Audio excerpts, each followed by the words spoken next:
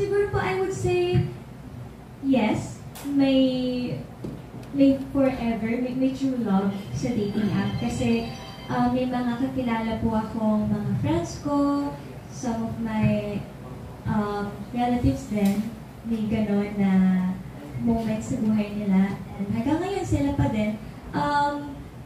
Ako po, para sa akin, kung saan masaya ang puso nila, basta wala silang tinatapakang tao, go lang. And yung true love naman po kasi hindi lang din yan sa dating app. Mahahanap mo din yan sa friends mo, sa family mo, sa sarili mo din. It's around you. Depende na po yun sa'yo paano mo i-define yung true love na yun. Maraming pagmamahal sa mundo. Marami ang pagmamahal sa mundo, nakakalat lang yan. Ang dami pong love ang nababalot dito sa earth.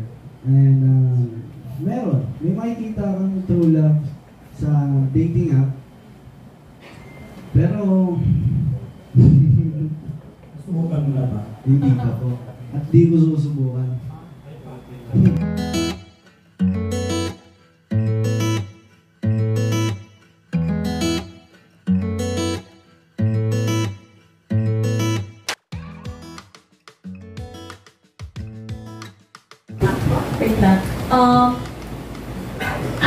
I would say yes po.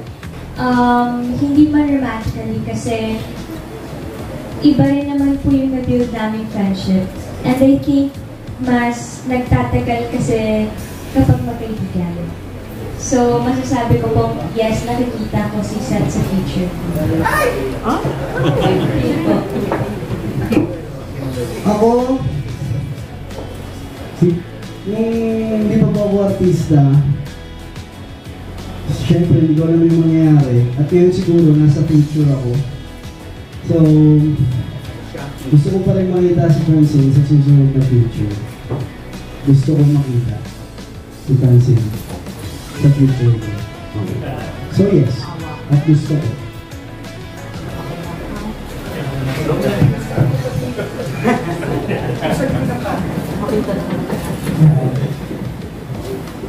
Okay na?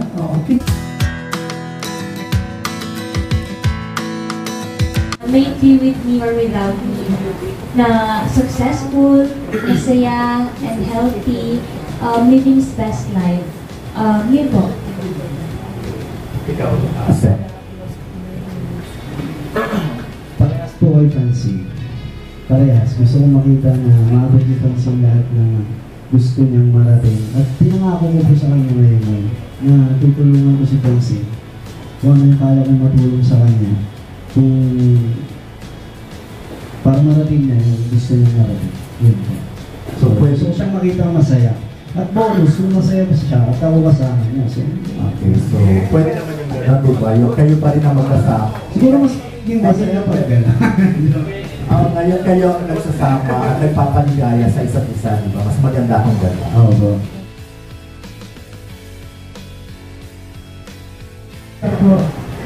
Hindi pa po. And I'm thankful kasi nire-respected po yun ng on-screen partner ko.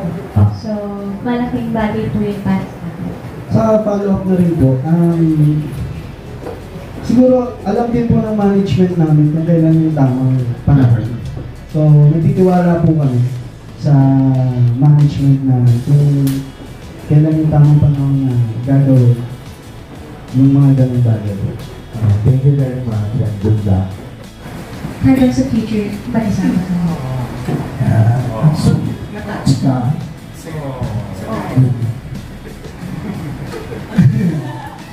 Nahilap.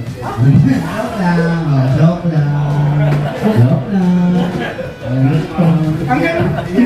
Ang ilabas nila yung hanggang nahila, huwag niya isama yung joke. Iba ko sa ganda niya, sa ugali niya, iba ko kasi ganito siya, mabait siya anak, mabait siya kapatid, mabait siya kaibigan. So, marami ang Dapat maraming dahilan para makilawas. Yan. Okay, oo. Siyempre yan, nagpapaliwanag kung mabuti si set kasi natatakot siya, baka ireklamo siya sa barangay, kaya kahit wala pa sa barangay, nagpaliwanag na siya.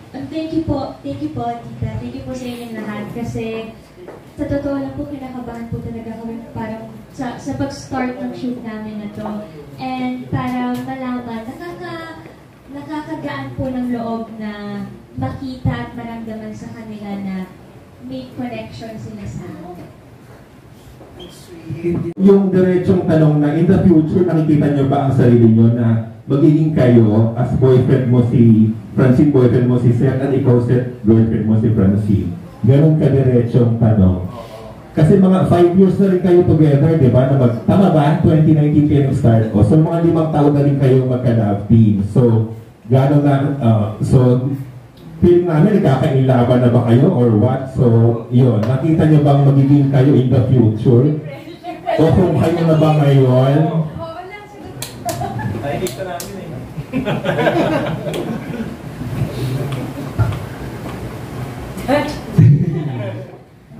Hindi. Maging ano na tayo. Maging lalaki tayo. Hindi po malabo na umabot po sa punto na gano'n. Pero sa ngayon po, sasabihin ko lang po, ayoko rin po magsalita ng patapos at ayoko rin naman masyadong magmukhang magpapakilig po dito. Sa totoo lang po tayo, nandun po ako sa punto na ayokong lalo na po, kauna-unahang movie namin to. Pinapriority ko po muna yung pelikula. Pero malaking tulong din po kung ano yung samahan namin ni Francine dahil makakatulong po yun sa bawat eksena na gagawin namin. Pero wala po sa isip ko na hindi ko pinipressure yung sarili ko na maging karelasyon si Francine. Dahil unang-una, lagi ko sinasabi, nire-respeto ko po yung magulang ni Francine. Nire-respeto ko po yung si Francine. At hindi ko na po elaborate kung ano man po yung mga napag-uusapan namin ni Francine. Pero sa tingin ko po, alam niyo naman po na may mga times kami ni Francine na nag-uusap, na kaming dalawa lang. So, sa amin na lang po yun. At dadating ang panahon, yung tanong po niya, yung tanong na yan, masasagot po namin ng diretso. Sa ngayon po talaga, hindi po namin kayang sagutin ng diretso po. Yun. Yes, Francine. Akala ko po, hindi naman po siguro nakakabawas ang pagkababae kung sasabihin kung hindi po malabong mangyari yun. Lalo na po, may mga gagawin din po kami projects after this movie, parati kami magkakasama at sa pagkakakilala ko po kay Seth, sa ugali niya, siya mismo bilang tao, hindi mahirap na magustuhan. Pero yun nga po, kahit yun ang sinabi niya, hindi namin pinaprioritize na maging kami agad. Kasi may tamang oras, may tamang panahon para dyan. And yun nga din po, nire-respeto rin po namin, hindi lang yung pamilya namin, pamilya ng isa't isa, kundi pati na rin po yung mga taong pinagkakatiwala sa amin yung mga projects na binibigay. Kaya po sa ngayon, agreement din po namin na it's better na ganito yung relationship namin, pero mas nagiging first priority namin ang trabaho at hindi na-apektuhan. Pero may pag-uusap po. Sabi ko nga, kakampi ko si Francine. So, hindi siya ganun kababaw at hindi siya ganun kadalik sirain yung meron kami ni Francine. Malalim yung samahan na meron kami at pinagtibay po kami ng panahon. Sa loob ng 5 years po, yun po.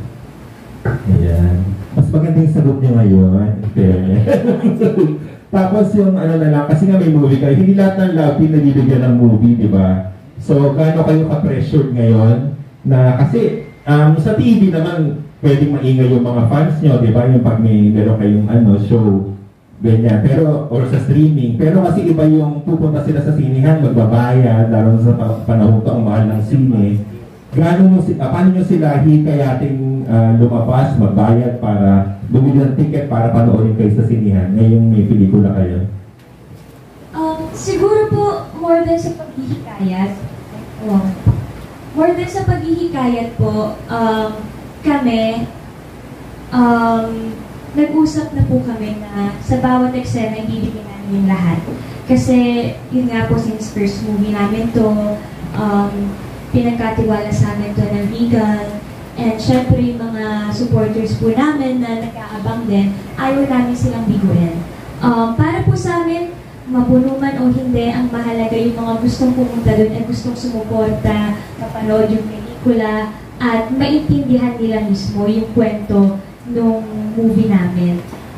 Para po kasi sa akin, kapag gumagawa kami ng mapateleserye man po yan, kung pelikula or kung miniseries man po yan, it's more than just the numbers of audience.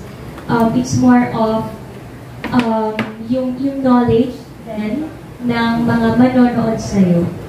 Kaya po, kung sino man po yung mga susuporta sa amin, kung sino mga supporters namin, maraming salamat po. And we can't wait na rin po na maihanda sa inyo yung niluluto namin proyekto na to. Isang malaking kakaharapin na namin. Kasi tama po yung sinabi ni Francine na siyempre papanoorin po ito ng mga nagmamahal sa amin. Pero gusto rin po namin panoorin ito ng lahat.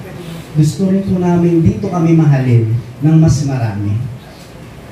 Yun po yun. At hindi namin mapiplease po lahat ng tao na mahalin namin. Pero still, mahal namin sila at ginagawa namin ito para sa kanila na. Yun.